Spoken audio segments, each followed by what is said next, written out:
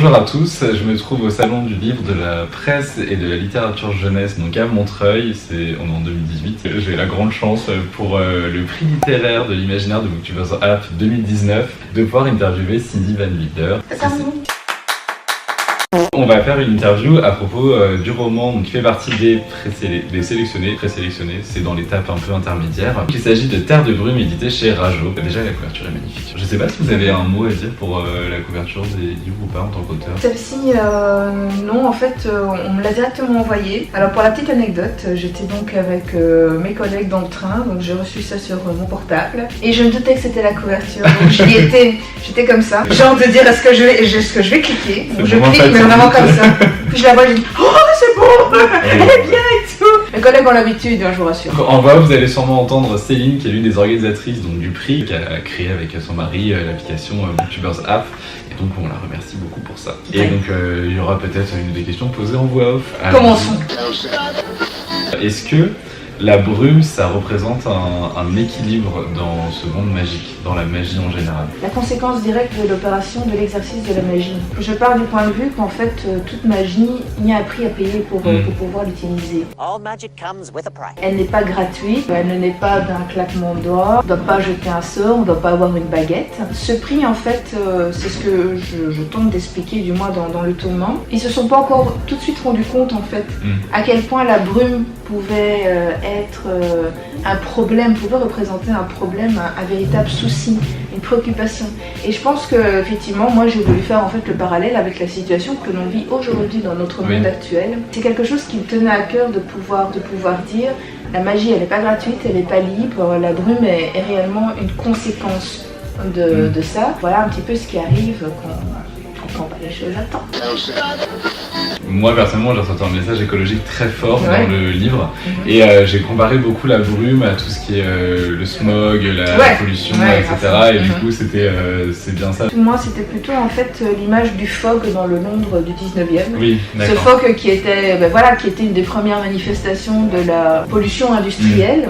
C'était une véritable purée de poids, etc. En même temps c'était toute une ambiance, une atmosphère et qu'on retrouve encore maintenant dans notre monde. Si une catastrophe plonge la Terre dans un environnement vraiment extrême comme la Terre de brume, penses-tu que l'être humain continuera à s'accrocher au système économique? En même temps, c'est un système économique de survie, soyons clairs, ce sont des personnes qui ont presque tout perdu, qui essayent effectivement de s'accrocher à ce qu'elles peuvent. Et on voit en fait que 17 ans après la catastrophe, ils essayent tant bien que mal de se reconstruire, ce que j'ai voulu en fait dire par la construction de l'aqueduc, par leur projet d'acheminer de l'eau, qui est quand même une des problématiques principales dans cet univers. Ils peuvent perpétuer en fait certaines pratiques qui à long terme ne seront plus possibles. C'est quelque chose de rassurant aussi de se baser sur des anciennes choses. Je pense que effectivement, si quelque chose nous arrivait et qu'on doit radicalement changer, je pense que voilà, certaines sociétés, certaines personnes, certains systèmes s'accrocheraient vraiment à ce qu'ils connaissent, à ce qu'ils ont déjà utilisé, parce que voilà, le changement fait toujours peur de toute manière. Au niveau de l'écriture, on a vu beaucoup de références, notamment à la mythologie grecque, ne serait-ce que par les prénoms, notamment Héra, le personnage principal, mais aussi le mont Olympus, l'Olympide, etc. J'ai aussi vu peut-être des références à tout ce qui est l'univers asiatique, dans tout ce côté justement équilibre du monde entre le bien, le mal, etc. Est-ce que vous pouvez me parler un petit peu des recherches que vous avez établies faites pour établir ces règles magiques et votre monde en général? Pour les références donc à la mythologie gréco-romaine, effectivement, là je vais plaider coupable. J'ai toujours beaucoup aimé en fait cet univers, c'est quelque chose qui m'a bercé depuis l'enfance. Comme c'était un univers très hiérarchisé, avec des règles bien connues, des systèmes de dieux, etc. On voyait bien qui était qui faisait quoi, etc. Et puis quand les éditions Rajo sont venues me trouver en me disant on voudrait bien un retour à la fantaisie dans notre ligne éditoriale, parler quêtes, épopées, actions, héros, et je me suis dit, wait, ça va être l'occasion de pouvoir réexploiter un petit peu tout ce que je connaissais un petit peu comme mythologie gréco-romaine. Maintenant, soyons clairs, c'est une mythologie gréco-romaine qui est essentiellement masculine. Ce sont toujours presque les hommes dans les rôles principaux. Et ça, je me suis dit, ça c'est pas possible ça. On va faire une réécriture du mythe d'Hercule, effectivement, puisque c'est pas vraiment une réécriture, mais disons que ça en est bien inspiré, et on va le faire au féminin. Moi j'adore faire ça, j'adore jouer avec les clichés, les préjugés, renverser les codes, etc. Maintenant pour les références asiatiques, malheureusement je m'y connais beaucoup moins. J'ai dû faire quelques recherches, notamment dans cet univers, par exemple dans le cadre des Outrepasseurs. Je pense que ça a dû encore inconsciemment aussi m'influencer. Mais j'aime beaucoup en fait certains bribes de philosophie, je vais pas dire certaines philosophies parce que ma connaissance étant ce qu'elle est assez limitée, mais c'est vrai que j'aime beaucoup en fait cette notion d'équilibre, etc., etc. Et du coup, comme vous parlez de renverser les clichés, etc., moi je sais que j'ai senti effectivement vraiment du féminisme dans ce roman. Et notamment, j'ai trouvé que vraiment il y avait des personnages féminins très forts. Celle qui gère les sanctuaires, c'est les deux héroïnes. Et les représentations masculines, les personnages masculins, soit ils meurent, soit c'est des méchants, ou alors on entend très peu parler. Et moi j'ai ressenti, surtout au niveau des deux héroïnes, une espèce de réécriture de la bromance. Une espèce de sistermance, je sais pas. Sistermance, elle est pas mal, je l'avais vu dans les questions, elle était vraiment pas mal. Ouais, j'aime beaucoup.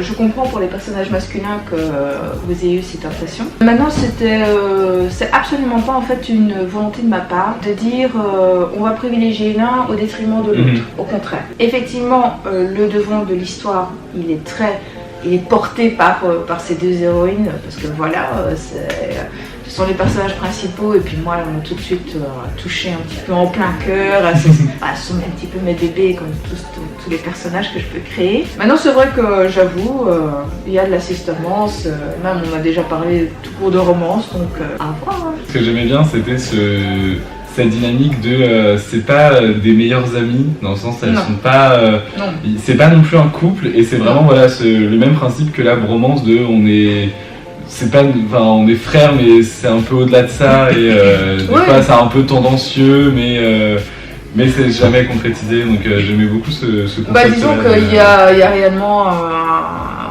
on a cette tradition en fait de bromance dans des duos masculins, que ça remonte par exemple que ce soit Sherlock Holmes ou John Watson, ou encore dans les séries beaucoup plus actuelles. Donc effectivement on a ces codes là avec un duo masculin, je les ai mis au féminin. Voilà. Ah oui, et c'était très bien fait.